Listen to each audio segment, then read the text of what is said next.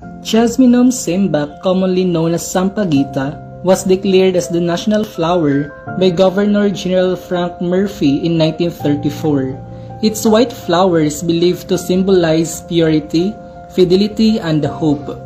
Even though it is considered the national flower of the Philippines, did you know that Sampaguita is not native to the Philippines and is still not considered a naturalized species? It has a pantropical distribution and is commonly cultivated in the country for ornamental purposes. The sweet-smelling flowers are often made into garlands and perfumery. There are more than 10 species of Jasminum in the Philippines, and 8 species are considered endemic and are not found elsewhere in the world. In the Philippines, it is unusual for someone to give Sampaguita to another person as a gift or as a sign of adoration, because it has a lasting impression of being solely offered to saints.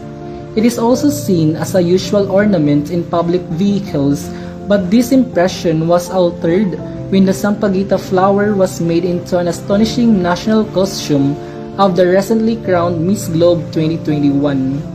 This was not the first time for a beauty contest winner to wear Sampaguita-inspired dress, as Miss Catriona Gray also wore a modern Sampaguita-inspired terno during her homecoming in 2019. This is Armel, by the way. Thank you for listening.